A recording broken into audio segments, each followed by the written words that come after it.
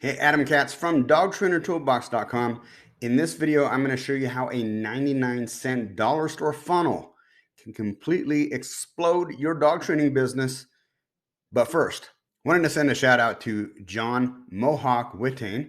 Hopefully, I'm not butchering your last name too much, John. John's down in Bowling Green, Kentucky, running a Malinois breeding program called Mohawk Malinois.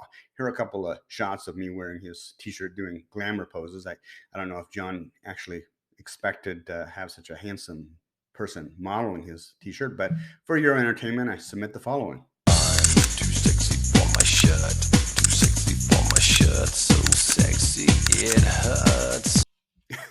Okay, let's get down to business. So, what does this funnel have to do with your dog training business? This 99-cent funnel that I got from the dollar store.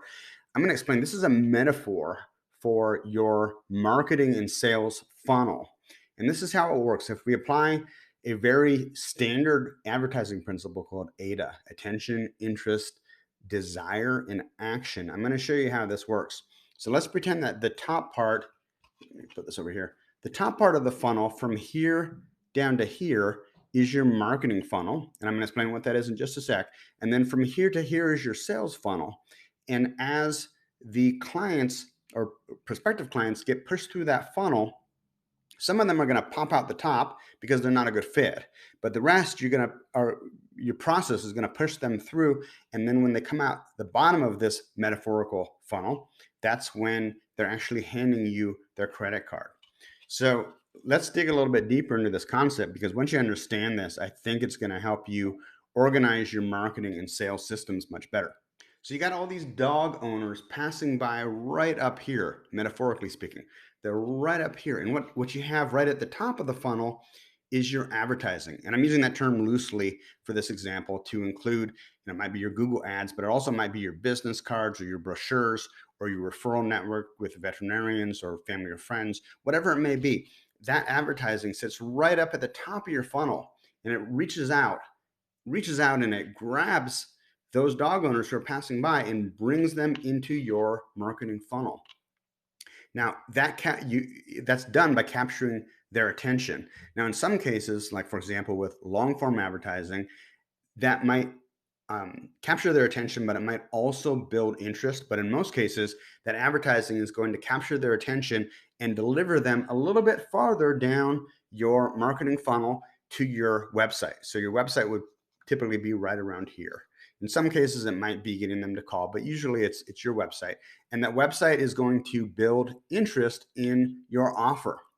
Okay, so that part of the funnel right here, that builds interest and then gets them to call. Now, once they call, you're now at the bottom of the funnel, which remember we called this part our sales funnel. This part of the overall funnel, we call this our sales funnel here.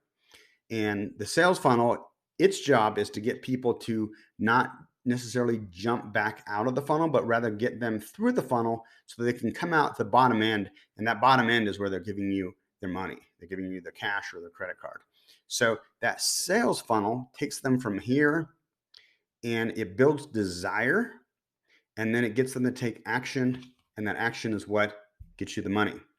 So if you think about your marketing and sales processes as being part of a funnel, then it becomes very clear what your objectives are, and it also helps you determine where you may be having problems. You notice that the metaphor is of a funnel, not of a wide fishing net, because we don't want to waste time and money attracting every single dog owner. We want to filter through, and if our advertising does attract people who don't fit what we want, and what we want are desperate dog owners with money in hand looking for the service or the offer that we have, right? Not just any old dog owner, because that's going to be a waste of time and a waste of money.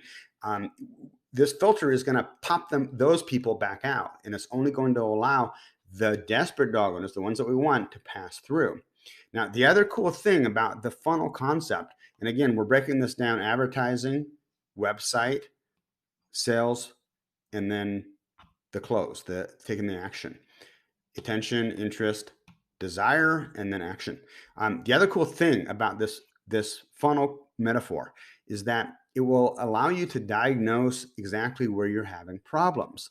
Now, most people, their default is, oh, I just need more people. But again, more people, just general people that don't get filtered through this funnel are going to be a waste of time and a waste of money.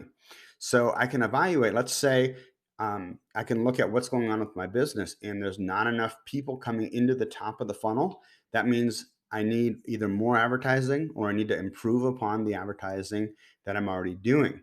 Now, let's say they're a little bit farther. They're in this part of the funnel where my website would be, for example. And the advertising is working really good. It's bringing people into that funnel, but then the website is not successfully moving them down to the sales process.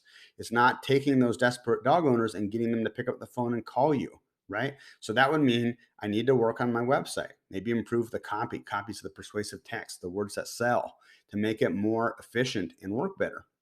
And then down here, I could say, okay, I'm getting my advertising is bringing people into the funnel.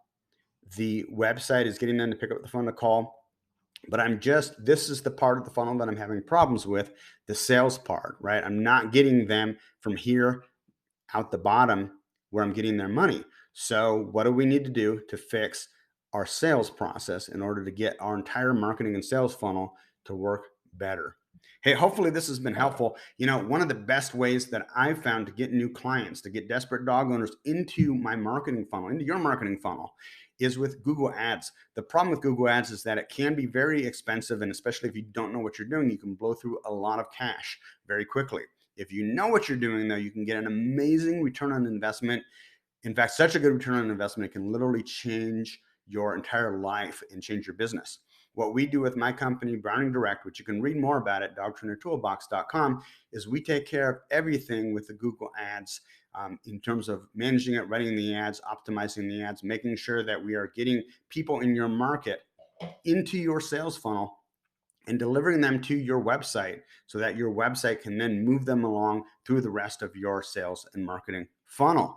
If you'd like to learn more about that, check out dogtrainertoolbox.com. There's a box in the upper left-hand corner that says Expert Google Ads Management for Dog Trainers Only.